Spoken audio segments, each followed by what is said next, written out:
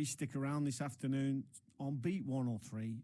We've got the 80s show, Sarah's Funky Jukebox. We've got Richard Serling's Motown Show. We've got LJ with some old school bangers. Before that, I've got a lovely guest with me in the studio. It's Kev Ash. Hello, Kev. Hello there. Now, Kev, you are very well known on the local music scene as a purveyor of blues music. How long have you been doing that? Well, the blues actually came a bit later, more so in the 80s. I mean, I started hearing music probably at my nan and granddad's. I was the firstborn, so like all good grandparents, they minded the young ones, and I used to be transported up there on my dad's bike on crossbar, and then we moved on to a BSA motorbike with a honker horn. And I was listening obviously there was no television in those days, so I was picking up on the radio, and it was crooners and big bands, 50s. And then rock and roll came, Elvis, etc. And then 62, the Beatles, when the Beatles happened, they just blew me away. And although the Stones, the Yardbirds and the Kinks came out of a blues boom in 60s London, it wasn't until the 80s, really, that I met a couple of lads there from Crossfire, Steve and Jim Escath, and Jim, very knowledgeable. And we started going to gigs, and we were lucky to see a lot of the old blues players who are now long gone, but people like B.B. King and Albert King, Albert Collins, and from there on I backtracked. And I'm not a great player, but I found I could play blues not too badly. So, and I've always written, because I mean, when I heard the Beatles in '62, I thought, they're writing their own songs. So I got myself a guitar, and I thought, if I can write a hit song, I can stay at home for the next 12 months and not have to work. Anyway, it didn't work. Never worked. That's the dream, isn't it? Yeah, but eventually I got myself a little 4-track recorder, and I'd record my songs on that. Was it 95? I'd recorded 6 tracks, and I got one at... I was postman by that time, and one of the young lads was into the computers. And I said, can you put these on CD, which he did. And I sold them to friends, and then I was doing an afternoon shift, and one of the drivers came running in. He said, Kev, you're famous. What are you on about? He said, I've just been in the charity shop in Tulketh, and 2 of your CDs are in bargain bin. Who was it? Did you find out who it was? No, I never found out. No, I thought, that's mates for you, that, innit? You're very well known for being a prolific songwriter. You know, I think every time a bus goes past, you write a song about something, but it's fantastic. And when you play live, you play a lot of original stuff, which I love. And it's funny you mentioned 1995, because most of sort of my music friends I've met in the last 10 years or so from actually, starting to play. But I met you in 1995. We did, yeah. On the way to a Rolling Stones gig. Rolling Stones concert in Sheffield. Yeah. And the guy I was with knew you already. We were on a tram in Sheffield. We were, and you didn't even have a ticket. I didn't, no. So no, I paid double the price off one of the touts, yeah. Yeah, I think I've only ever done that once. Bought a ticket off a tout when a gig was sold out. It was a band called Get Cape, Work Cape, Fly. Never done it again since. But we don't recommend that. Well, we don't. But I mean, back in '98, me and my good mate Mick Rice went down to Clapton's 18 nights at the Albert Hall with no ticket. We didn't even have a hotel to stop at. Tickets were 15 quid. So I said to him, we'll pay double. And if one of us gets in, the other one either goes for a drink or stands outside and listens. Anyway, he got a ticket 15 quid off this last face value. And he was a bit reticent about leaving me. I went, no. And these 7 lads from Sunderland, and one of them had a ticket. And we could hear it support band by then. I said, I'll give you 45 quid for that ticket. We'd be on budget then. Anyway, he gave in. And I made arrangements with Mick to meet him in bar. So I walked in, and he said, you got in? How much did you pay for that ticket? I said, 45 quid. And that lass was stood with her husband next to him, and he turned round. He said, "You let that ticket go for 15 quid, and this lad's just paid. He want 2 fleas." No, I mean, going to live music gigs is just fantastic. It's just great memories. And you've written a lot of stuff about music itself and, you know, about memories and gigs. Let's play another one, and then we'll chat a bit more. This is Hear My Train Rolling.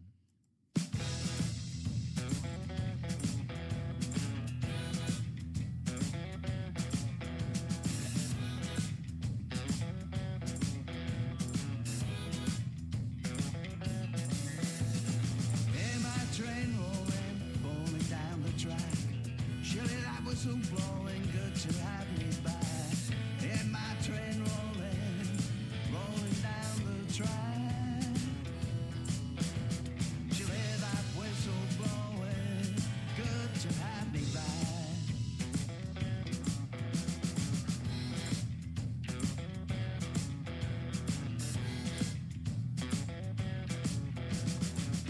Been on the road for such a long time.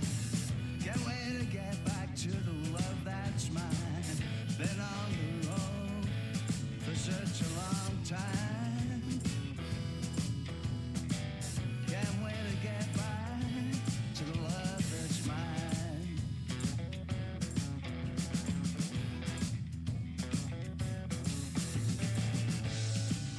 Oh, my sweet thing, she's such a pretty one.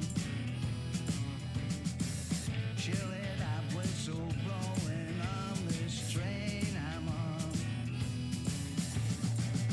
She'll hear that whistle blowing on this train I'm on.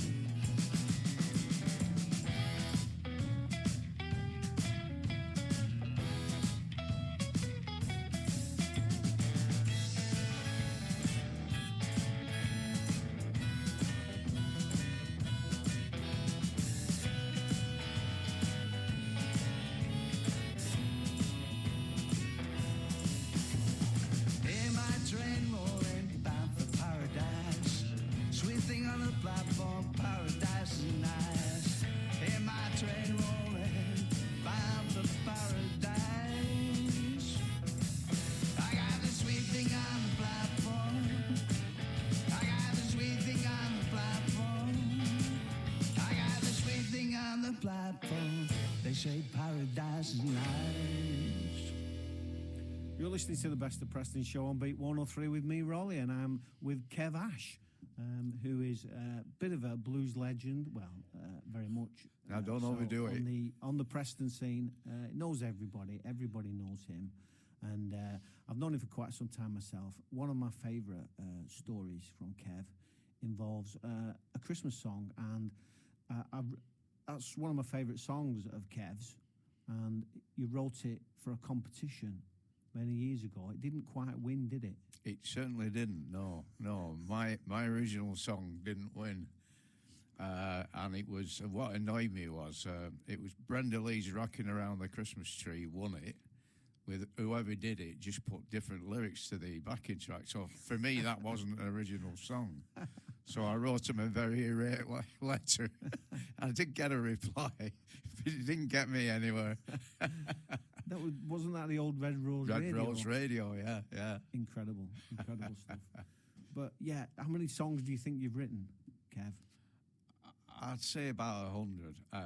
Well, probably more, because in the early days, I've got like 3 bloody bookfuls of in garage. I was writing then, and I never put the chords down. Yeah. So the stuff that's gone that I don't even remember now, but probably the ones I can remember will be about 100. Because I did have 215 to 218. A lad that we all knocked about in 70s. He was a musician from 16, played in live bands, whereas I just wrote songs. And we played for the local football team, and then when we got old, we all fell apart. And one of the lads worked in Saudi for BAC for 10 years, and he came back and got a few of us together, and me and Bob said, what are you doing? I said, well, still writing me songs, like. He said, well, I've got an 8-track, but I don't know how it works. So I downloaded the manual, and every Monday for 3 years. I'd go down, and I'd have a bare bones of a song, and he could play anything. And we wrote 43 songs in 3 years. Amazing. Just and decided to do 2. So we both said, right, pick your best 10, and we managed to match them up. And we put 2 out to family and friends, and we raised 120 quid first time and 200 quid second time, and we donated that to St. Catherine's. We got a nice little picture of them, like, thanking us, like, but it was great to do, you know. Yeah. Yeah. So you are catching up with the modern world, and you've been at 3507 Studio recording some stuff. You've got a couple of songs online, but you're going to get more online soon. Definitely, yeah. I'm a bit slow on the IT stuff. Yeah, no. Kev's catching up, so look out for his songs. This is one of these songs he's recently recorded at the studio. It's Time in My Pocket. 1, 2, 3, 4.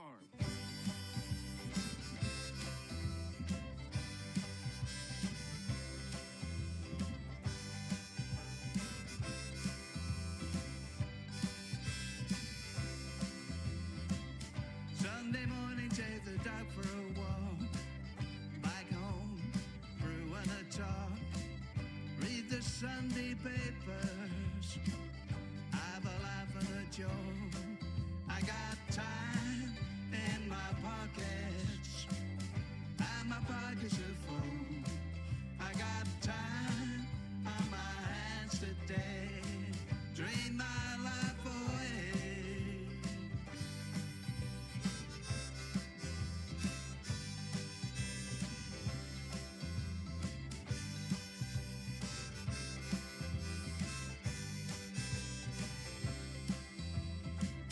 Sunday afternoon, Guild Ale House. Meet up with my friends. Band's playing out my favorite tunes. Is that dream heaven sent? I got time in my pockets, and my pockets are full. I got time on my hands today. Dream my life away.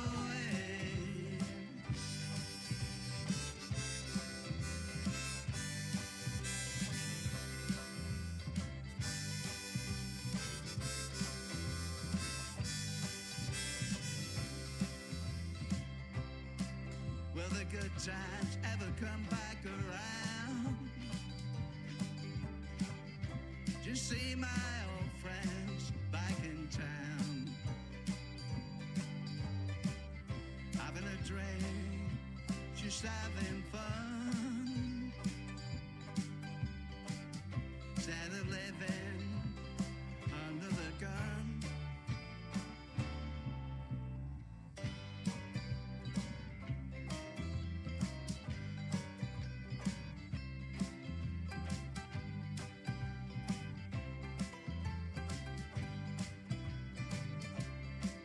I got time in my pockets, and my pockets are full. I got time on my hands today. Dream my life away. I got time in my pockets, and my pockets are full. I got time on my hands today. Dream my life away. Got so much time. Time in my pockets. I got so much time in my Kev Ash, Time in My Pocket. Kev, that's not a guitar. No, it's mandolin. Mandolin. Yeah, I'd bought one along with my mate at the Skips and Guitar Show sometime before COVID. So when COVID came down, I started dabbling, learnt a few chords, and that was probably the best of 6 that I wrote at the time about the COVID situation. First verse being about we're only allowed out for half hour, so we would then take our dog for a walk. Second Yeah. one was mentioning the good times that we couldn't do, which one of the good times was Guild Ale House, of course. Of course. It turned out to be a great song and that. And I had a good friend who's I'd known since I was 20-ish. I worked with him, and I ended up, we live in the same street, and he plays banjolele. So he guested on that, on banjolele. So Fantastic. it turned out really well. Yeah, Nick Sager on piano as well. yeah. No, so you've got these recordings, you've got lots of songs ready, and you are playing at an event I've mentioned previously, Battle of the Bands, at the end of May at Preston Market. We are. Yeah, is it? We're doing the Sunday slot. Sunday, yeah. First time. It's We're not Saturday night and Sunday, isn't it? Yeah, we're not classed as part of the bands. We're classed as a warm up act. Okay. I think we're on about 12:30 for a 40-minute spot. Early slot on the Sunday. Yeah, me and I've got Cahan, Dave Singleton from the Bearcats. He's guesting with me.